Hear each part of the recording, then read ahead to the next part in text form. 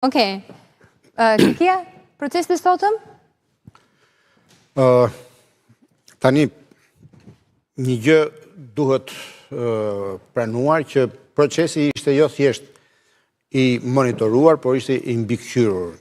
Tani, nëse do duam që këtë ta konsiderojmë një problem, ka argumente. Ja, leta nisim nga faktori ndërkombëtar. Mendon që ka qenë më shumë se ç'duhet i pranishëm sot? Nëse kjo gjë do të ndodh apo do ndodhte në Gjermani, në Itali, në Francë apo diku tjetër, do ishte totalisht e papranueshme që një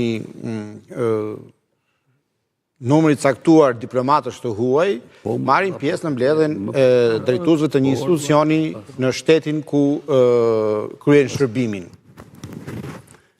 Përkthyer kjo në realitetin shqiptar, ne jo vetëm që jemi mësuar me këtë realitet, por vetë sjellja e qeverive shqiptare, klasës politike në Shqipëri, kontrollin dhe mbikëqyrja ndërkombëtare e ka bërë domosdoshmëri. Ndaj, në shumicën e rasteve, ne nuk na kanë hyrë në hak. Përkundrazi, kemi qenë ne që u jemi lutur të vinë të na bëjnë arbitrin.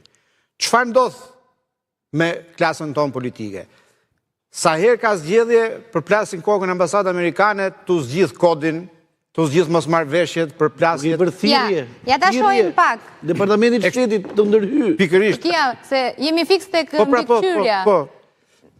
Me foton që ka regjia në wall. Pyetja është, a kishte mbikëqyrje, po e quaj unë, po gjej një term të ri? Patjetër që po. Dhe këtu s'ka asgjë për të fshehur.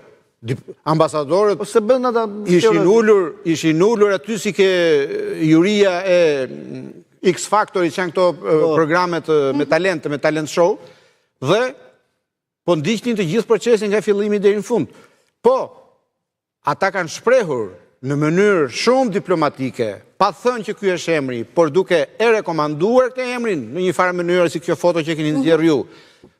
Por sërish, a mundet që ne të themi tani që kjo ndërhyrje, kjo prezencë e këtyre diplomatëve në këtë proces është e tepruar, është e dëmshme, nuk do të ndodhet etj. Nëse do flasim nga pozicioni i një Gjermani, kjo është skandaloze. Por nëse do flasim nga pozicioni i një shqiptari, kjo është e nevojshme. Sepse fal kësaj ndërhyrje dhe këmbgulje të ambasadës amerikane 3 vjet më parë, në SPAK u caktua një prokuror që nuk ishte preferencë politike e mazhorancës. Dhe në fund, të gjithë kemi pranuar, dhe të gjithë pranojmë që SPAK-u ka qenë një produkt ndërkombëtar veçanërisht amerikan. Është mbështetur të gjithë ta prokurorë, kanë përfituar programe trajnimi nga Departamenti i Shtetit. Pa përjashtim.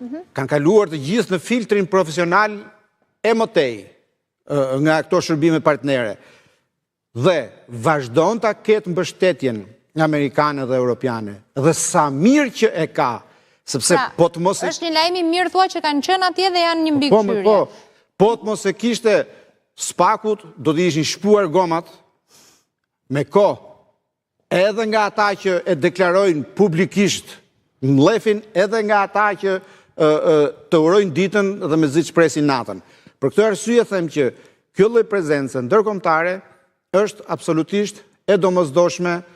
SPAK-u, derisa SPAK-u apo vetë drejtësia e re, që nuk është fort e re tashmë, të mund të konsolidohet dhe të standardizohet si institucion. E qartë.